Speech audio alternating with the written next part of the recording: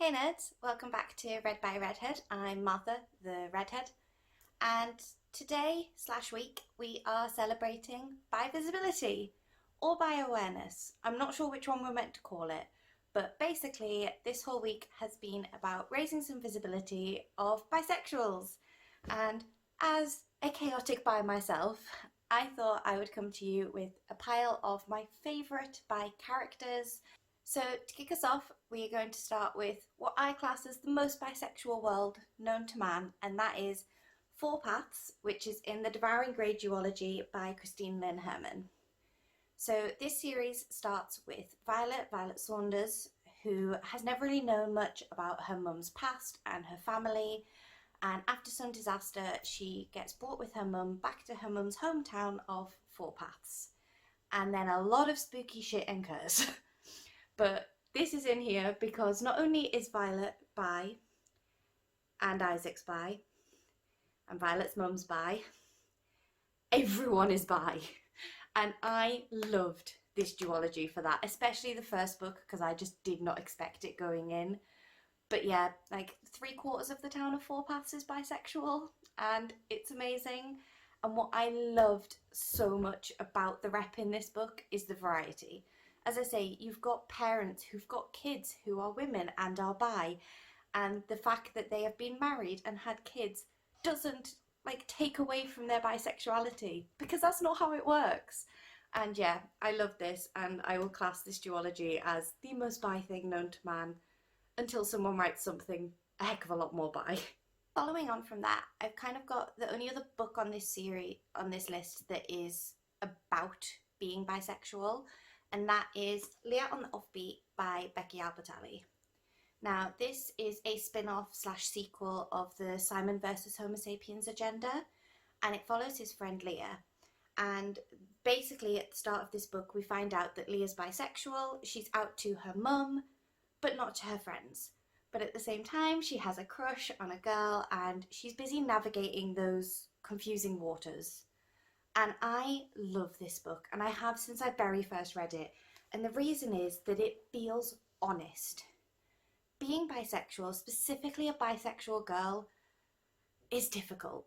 And especially in your teenage years, when people are discovering and questioning and figuring themselves out, it can be really hard to know who you are, but be infatuated or have crushes on people who don't. And I know this book has received quite a lot of stick for how Leah treats Abby, and the fact that she basically says to Abby, well, if you like me and you like boys, you have to be bisexual. And I know that that's not right, but I've had those thoughts. I have had that absolute heartbreaking anger at a girl I really cared about because she insisted on saying she was still straight, despite the fact that we were together for months. So yeah, I really do hold Leah as really important, especially for younger bisexuals, because it shows you that there isn't one right way and that you can get it wrong, because we all do. The next book on this list I also featured in my Who Am I video, speaking about it holding amazing bi rep, and that is Queens of Geek by Jen Wilde. Now, this follows two main characters, both going to a Comic-Con, and one of them is female and autistic, which is part of the reason it was in that video, but the other one is bisexual. And part of this is her not really coming out, but dealing again with other people who haven't come out. And I loved the rep in this book. I thought it was fantastic, and I thought those explorations of what needs to be private, what needs to be public, were really necessary, especially in today's social media world, where sticking your sexuality out there online can be quite a daunting thing. So yeah, really good, especially for dealing with those difficult waters. The next one on my list definitely 100% falls into the chaotic bi category, and that is Monty from The Gentleman's Guide to Vice and Virtue. Like, he is so the absolutely scattered, chaotic bisexual. He can't deal with his own emotions, bless him. And I love this. I don't generally like historical fiction. I don't know why, I just never seem to connect to it. But I connected to this, and I think part of that is the sexuality rep. Is the fact that Monty doesn't really give a crap that people know that he sleeps with guys and sleeps with girls. The thing he cares about is that the person he fancies doesn't know he fancies him. And yeah, Monty, I relate. And yeah, I love this book so much. I wrote an essay on uni about it, specifically about him coming to terms with opening up about his emotions and the fact that wasn't actually connected to his sexuality. Oh, hi Aria. You wanting to say hello? This is my cat. She obviously was missing out.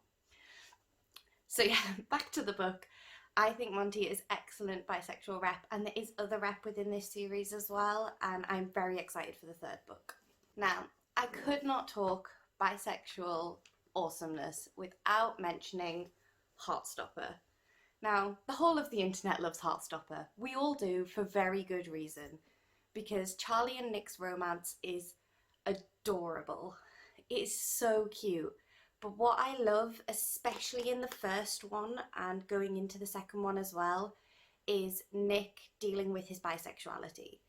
Dealing with what is bisexual? What does this mean? And specifically, what does it mean for me? And I adore this, and I love my boys, and I love Nick, and he is a chaotic bi, and he's just a sweet baby child who needs protecting. So the final book on my list, I think, is actually the most recent, and that is The Love Hypothesis by Laura Stephen.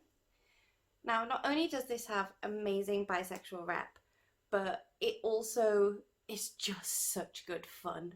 I adored reading this book. Now, Laura had first mentioned this book to me quite a while before it came out and basically said to me, bisexual main character who loves physics, is in her sixth form years. And I went, Laura, have you written a book about me? Because that was me in my teenage years. But the difference in this is that the sexuality is being explored throughout the book, whereas in my life I already knew where I stood on that point. But I really enjoyed it in this, and I really felt like it was authentic. And basically the plot of this one, I've kind of not spoken about the plot of the last two, but I'm assuming you all know the story of Gentleman's Guide and Heartstopper if you're on BookTube. If you don't, sorry, the links will be in the description as normal.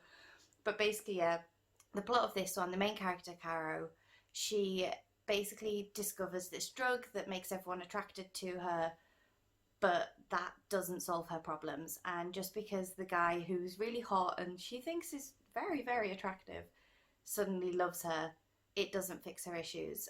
And during all of that, that's when we learn more about her bisexuality and the different feelings that she's discovering and learning. And as well as being excellent bi rep, she also has the best gay dads in the world.